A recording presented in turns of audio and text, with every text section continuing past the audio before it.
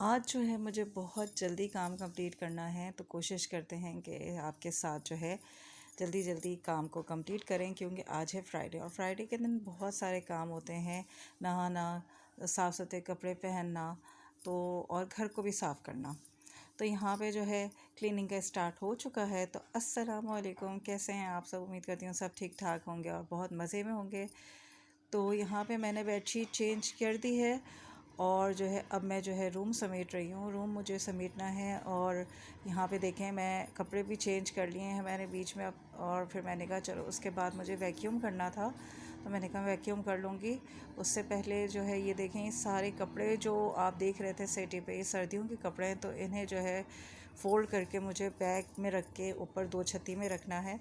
तो इन्हें सबको मैंने नीचे रख दिया और सीटी की अच्छी तरह से मैं वैक्यूम करके सफाई कर रही हूँ, क्योंकि उसके ऊपर बहुत ज़्यादा डस्ट हो गई थी। अपने ड्रॉ को भी साथ ही साथ वैक्यूम कर रही हूँ, क्योंकि जब हम कॉम करते हैं तो इतने छोटे छोटे बाल हर जगह रह जाते हैं। तो वैक्यूम में अच्छी तरह से बाल आ जाते हैं। अगर बाल किसी भी चीज़ में आ जाएँ, खाने में आ जाएँ, तो कितनी उलझन होती है। तो वैक्यूम से जो है मैं काफ़ी अच्छी तरह से सफाई कर लेती हूँ। यहाँ के मैं सोफ़ा कवर्स को भी झटक रही हूँ, क्योंकि हैदराबाद में इतनी हवा चल रही है तो हर चीज़ पे अच्छी खासी मिट्टी जमा हो जा रही है। आप सुबह डस्टिंग करते हैं तो शाम में फिर ऐसा लगता है कि मिट्टी की एक तह जो है चीज़ों के ऊपर जमी हुई है। तो यहाँ पे मैंने सोफ़ा कवर से ढक दिए हैं और फिर उसके बाद कारपेट पे और नीचे जो है फ्लोर पे वैक्यूम कर रही हूँ। तो इस तरह ये आप इसे सिटिंग लाउंज कह लें, सिटिंग एरिया कह लें, ड्राइंग रूम कह लें, ये भी साफ़ हो गया। तो उसके बाद मैं यहाँ पर आ गई थी बच्चों के रूम में और साथ ही साथ बच्चों को डांट भी पड़ रही थी कि भाई जल्दी करो, जुम्मे का दिन है, मुझे सफाई भी करनी है और नमाज का एहतमाम भी करना है।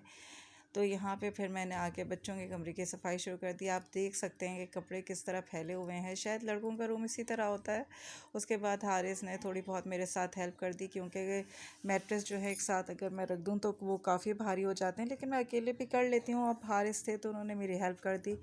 तो यहाँ पे मैं इधर भी इनकी चीज़ें वगैरह समेट के रखती हूँ। यकीन माने रोज़ ही कमरा इस तरह होता है, रोज़ ही समेटना होता है और मैं गुस्से में भी आती हूँ। लेकिन जब ये सब बात मैं अपनी अम्मी से कहती हूँ तो कहती हैं कि ये बड़ा अच्छा टाइम है कि बच्चों के साथ तुम मसरूफ़ रहती हो और साथ ही साथ बच्चों की चीज़ें समेट रही होती हो, क्योंकि एक रौनक है घर की जो बच्चों की वजह से होती है।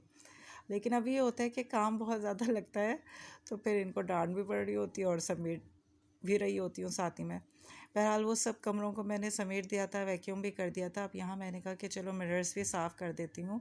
तो कौन इस तरह मिरर साफ़ करता है मुझे ज़रूर बताइएगा। मैंने सिंपल पानी का स्प्रे किया है और पुराने कोई भी साफ़ पेपर लेके इसे अच्छी तरह से मैं साफ़ कर रही हूँ। तो ये होता है कि गिलास बिल्कुल चमक जाता है। अब कहते हैं कि इस तरह से तो मिरर ख़राब हो जाता है, लेकिन मैं तो काफ़ी अरसे से इसी तरह से अपने घर के मिरर्स वगैरह साफ़ कर लेती हूँ और ये बिल्कुल चमक जाते हैं।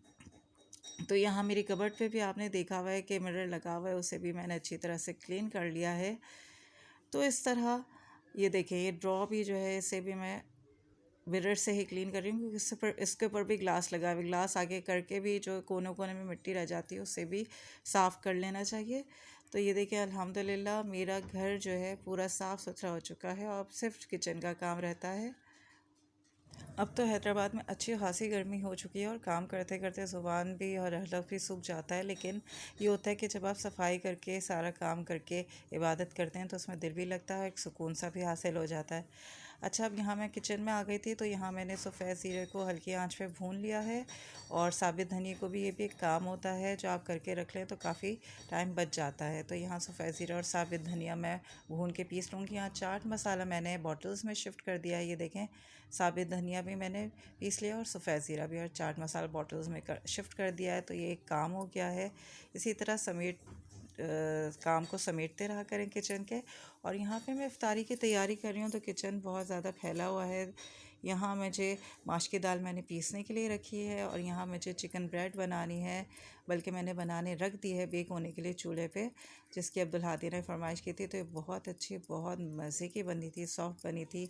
और यहाँ ये देखें, ये मेरी इफ्तारी टेबल भी अल्हम्दुलिल्लाह बिल्कुल तैयार है। आज मुझे इफ्तारी जो है 2-3 फैमिलीज़ के यहाँ भिजवानी है, तो इसलिए सब एहतमाम हुआ हुआ है। वैसे तो अपने घर के लिए भी मैं एहतमाम करती हूँ, लेकिन आज ज़रा ज़्यादा किया हुआ है, तो बहुत ज़्यादा बिज़ी थी और डिटेल रेसिपी आपको नहीं बता सकी चिकन बंस की।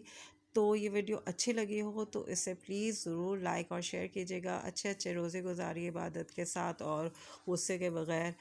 और आने वाली वीडियोस तक के लिए थैंक यू एंड अल्लाह हाफिज़।